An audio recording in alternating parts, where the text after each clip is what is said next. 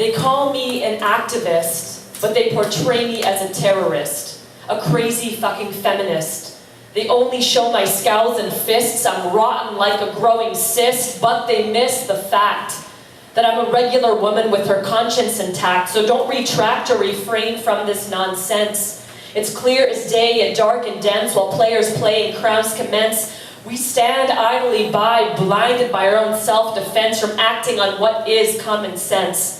It's unbelievable what they expect me to believe. It's inconceivable what they expect you to conceive as ordinary. So go on and carry with your lives, smile, be merry while they continue to kill and bury the truths they know will make us all sorry.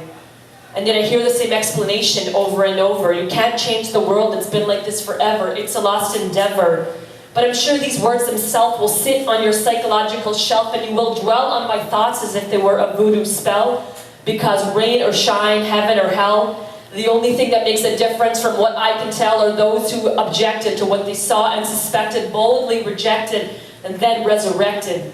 New beginnings that we now take for granted, so I've got to hand it to the men and women who were the first to stop, the first to speak, the first to refuse to be submissive or weak, the women and men who refused to turn the other cheek and gave me the rights to live autonomously. Let's not forget the past, it's paved with blood in the streets.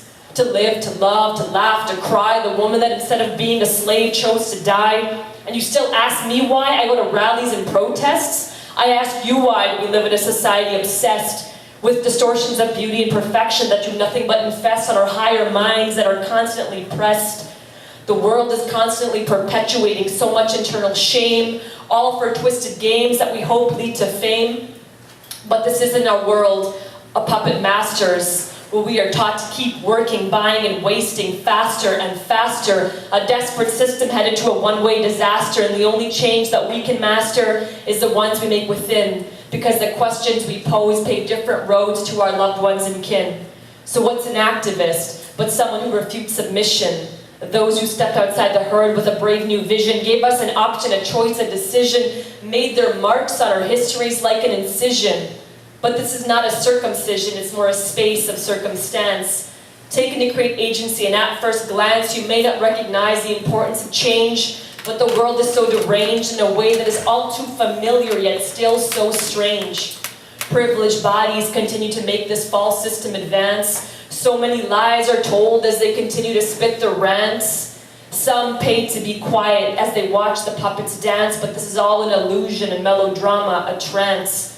For one isn't born an activist, rather we are born to this world unequal. So it's a mission to keep fighting like any good sequel, and it's a damn good thing I can speak well. So I will shout out loud, fierce and proud, how I wished we lived in a world that manifested anti-homophobia, anti-sexist, anti-war, pro-choice, anti-racist. But the truth is very basic.